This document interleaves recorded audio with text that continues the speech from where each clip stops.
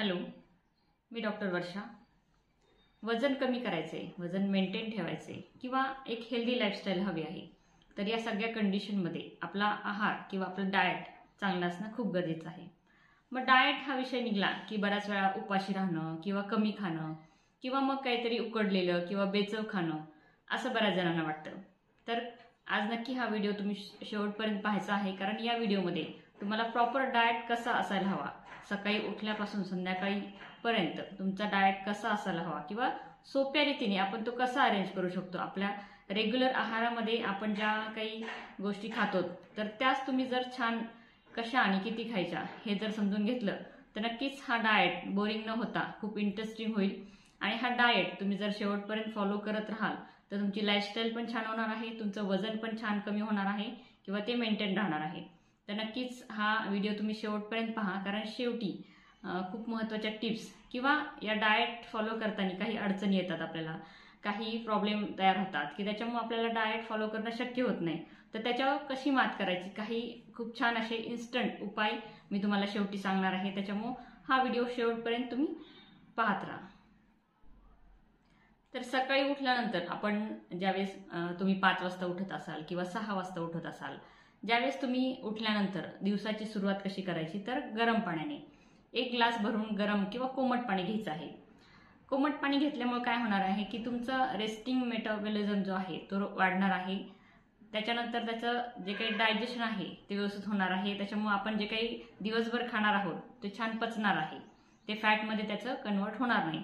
त्याच्यामुळे नक्कीच आपण सुरुवात ही दिवसाची गरम पाण्याने करायची आहे. त्याच्यानंतर आपल्याला एक्सरसाइज करायची आहे. किमान 30 ते 45 मिनिट आपण छान व्यायाम करायचा आहे. जर तुम्ही करत नसाल तर नक्कीच उद्यापासून सुरुवात करा. कुठलाही व्यायाम करू शकता तुम्ही, एरोबिक्स करू शकता, झुंबा करू शकता किंवा योगासने करू शकता किंवा सरळ बाहेर चालायला जाऊ शकता.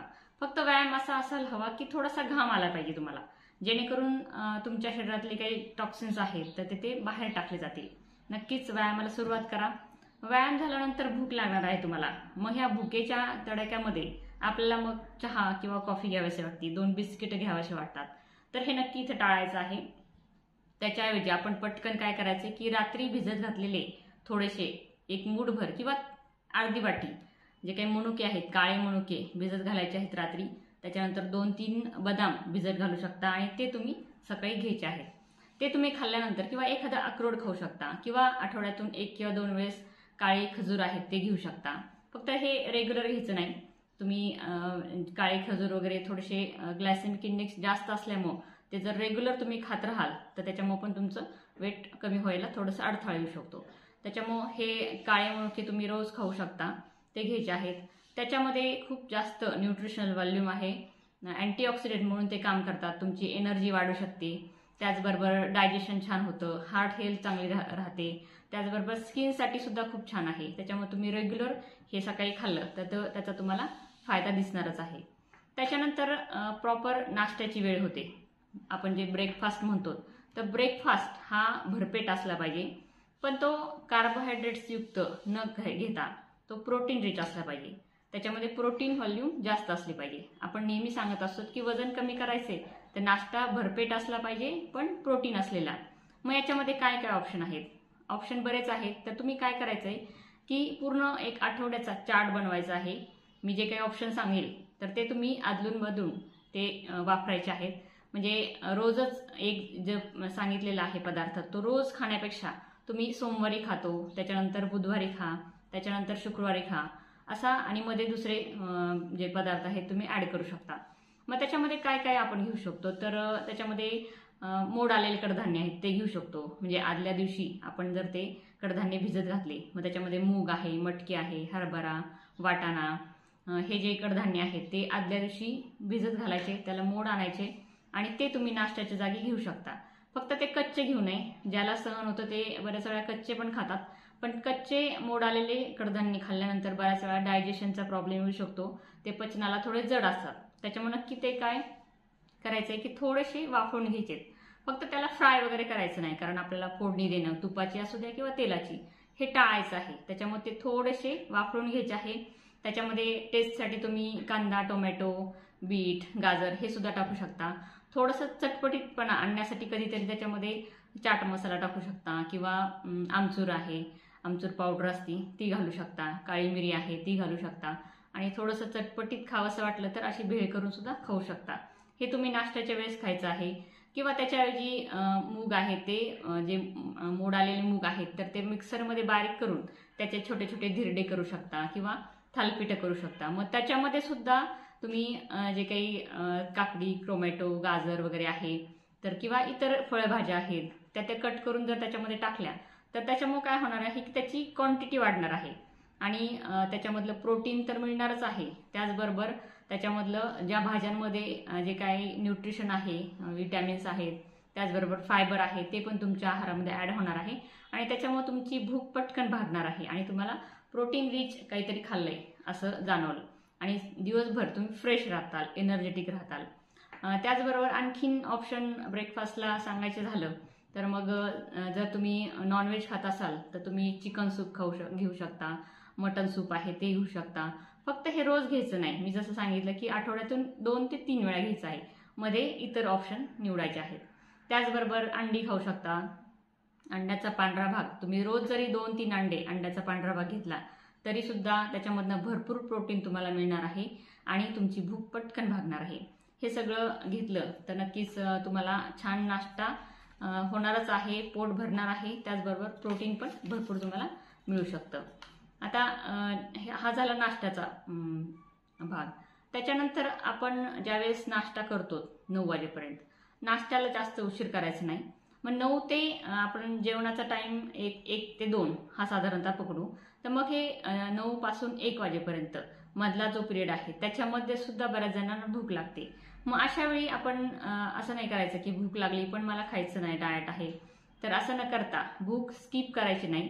त्या भुकेच्या वेळेस आपण काहीतरी खायचं आहे. मग काय खायचं तर त्यावेळेस आपण सॅलड खाऊ शकतो, काकडी, गाजर, टोमॅटो, बीट किंवा मुळा हे जे आहे ते आपण खाऊ शकतो, भरपेट खाऊ शकतो. त्याच्यामधनं भरपूर आपल्याला फायबर मिळणार आहे, आपली पोटभर जेवल्यासारखे, पोटभर खाल्ल्यासारखं म्हणजे पोट भरणार आहे आणि फायबर असल्यामुळं ते आपल्याला डायजेशनसाठी सुद्धा मदत करणार आहे. त्याच्यानंतर आला जेवणाचा, दुपारचं जेवण आहे, लंच टाईम. तर त्याच्यामध्ये आपण काय घ्यायचं तर लंचमध्ये प्रॉपर तुम्ही भाजी भाकरी घेऊ शकता. फक्त चपातीऐवजी भाकरी घ्यायची आहे. मग ही भाकरी मल्टीग्रेन भाकरी सुद्धा आपण करू शकतो. वेगवेगळे कडधान्य आहेत किंवा इतर धान्य आहेत ते एकत्र करून त्याची जर भाकरी पीठ तयार केलं आणि त्याच्यापासून भाकरी तयार केली तर ते खूप हेल्दी होऊ शकते, पोटभरीची होऊ शकते. त्याच्यामुळं हा पण ऑप्शन तुम्ही निवडू शकता. त्याचबरोबर जेवणाची सुरुवात करताना शक्यतो 1 प्लेट भरून सॅलडनी करा. त्याच्यानंतर 1 वाटी घट्ट वरण जर तुम्ही दुपारच्या जेवणामध्ये घेतलं तर नक्कीच त्याच्यामुळे काय होणार आहे की प्रोटीन मिळणार आहे जेवणामध्ये, त्याचबरोबर पोट आधीच भरणार आहे आणि त्याच्यामुळे पुढं जी तुम्ही भाकरी खाणार आहात, 1 भाकरी खाणार आहात ती अर्ध्यावर येऊ शकते. त्याच्यामुळे की जेवणाची सुरुवात कशी करायची की भाजी भरपूर घ्यायची आहे, 1 वाटी वरण घ्यायचं आहे. त्याचबरोबर दही घेऊ शकता तुम्ही.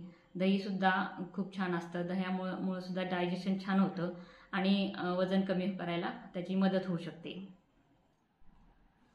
भाज्यांमध्ये तुम्ही पनीर घेऊ शकता, त्याचबरोबर भेंडी आहे, पालक, मेथी अशा पालेभाज्या आहेत.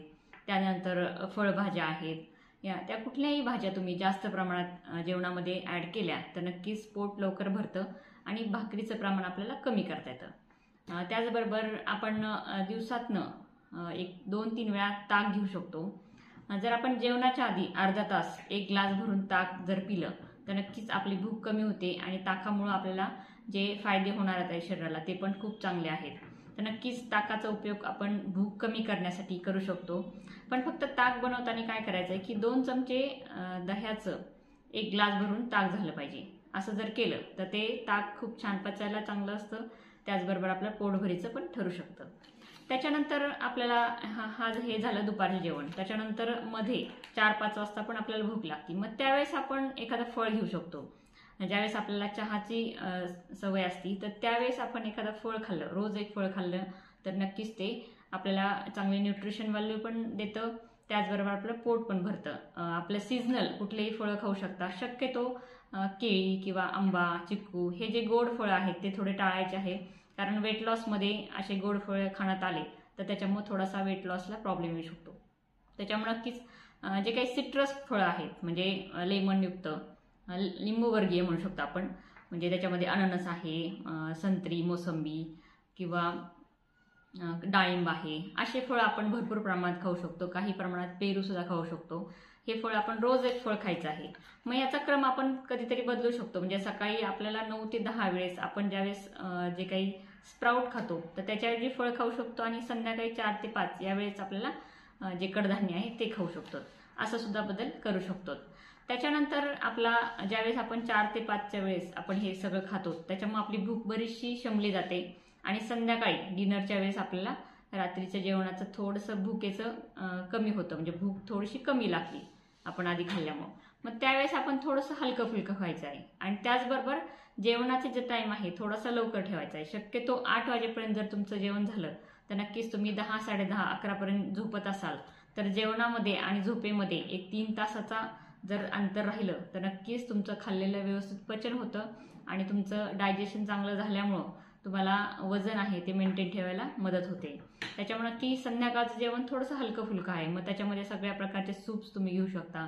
टोमॅटो सूप आहे, दुधी भोपळ्याचं सूप, त्याच्यानंतर कोबीचं सूप किंवा इतर सगळ्या भाज्यांचे आपण सूप तयार करून जर घेतले तर नक्कीच ते खूप हलके फुलके ठरू शकतात. त्याचबरोबर भाकरी घेण्याऐवजी आपण काय करायचं की भाकरीसारखं कार्बोहायड्रेट कमी करून त्याच्याऐवजी भात ॲड करू शकतो. पण भात खाताना कसं खायचं आहे की खिचडी भात घ्यायचा आहे आपल्याला. म्हणजे तांदळाचं प्रमाण खूप थोडं घ्यायचं आहे.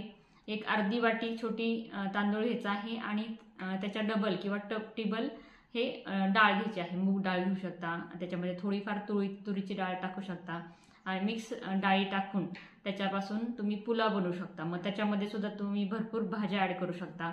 मग त्याच्यामुळे काय होईल की क्वांटिटी वाढते आणि त्याचं जे काही न्यूट्रिशन आहे ते पण आपल्याला मिळतं, पोट पण आपलं भरतं आणि हलका फुलका आहार रात्री घेतल्यामुळं आपल्याला शांत झोप लागते, जडपणा वाटत नाही आणि वेट लॉस करायला पण मदत होते.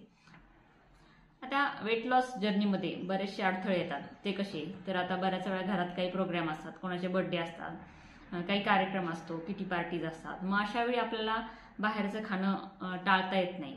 मग त्यावेळेस काय करायचं, तिथं गेल्यानंतरही आधी सॅलड घ्यायचं आहे, भरपूर काकडी वगैरे जे आहे ते भरपूर खायचं आहे. त्याच्यानंतर जे असेल जेवायला ते जेवण करायचं आहे, जेणेकरून थोडंसं कमी प्रमाणात खाल्लं जाईल. आणि मग दुपारी जर आपण हेवी खाल्लेला असेल तर नक्कीच संध्याकाळचं जेवण डिनर आहे तो थोडा हलका फुलका करायचा आहे. मग त्याच्यामध्ये फक्त आपण सूप घेऊ शकतो किंवा ताक वगैरे घेऊ शकतो. आणि झोपताना तुम्हाला ताक नको असेल तर नक्कीच आपण एक वाटीभर घट्ट डाळीचं वरण जर घेतलं त्याच्यामध्ये वेगवेगळ्या भाज्या टाकून ते घेऊ शकतो. तसं घेतलं तर ते हलकं फुलकं होईल आणि आपलं पोट पण भरेल. असं आपण कॅलरी मॅनेज करत राहायचं आहे. असं जर नक्की केलं तर नक्की तुमचं वजन छान मेंटेन राहणार आहे किंवा कमी होणार आहे. आम्हाला एवढा डाएट फॉलो करणं शक्य नाही किंवा आम्हाला कामामुळं हे सगळं मिळवणं, जमा करणं आणि ते खाणं शक्य नाही असं ज्यांना वाटत असेल त्यांच्यासाठी एक छान उपाय आहे, तो म्हणजे प्रोटीन शेक. नक्कीच आपल्याला प्रोटीन रिक्वायरमेंट आपली पूर्ण करायची असेल आणि आपल्याला वेळ नसेल तर नक्कीच प्रोटीन शेक आपण घेऊ शकता. कुठला प्रोटीन शेक घ्यायचा आहे आणि तो कसा घ्यायचा आहे याच्याविषयी तुम्हाला माहिती हवी असेल तर मला कमेंट करा, कॉल करा, नक्कीच मी तुम्हाला गायडन्स करेल. तर नक्कीच हा व्हिडिओ तुम्हाला आवडला असेल तर लाईक करा, शेअर करा, सबस्क्राईब करा, कारण आपला एकच फंडा आहे, फिट है तो हिट है.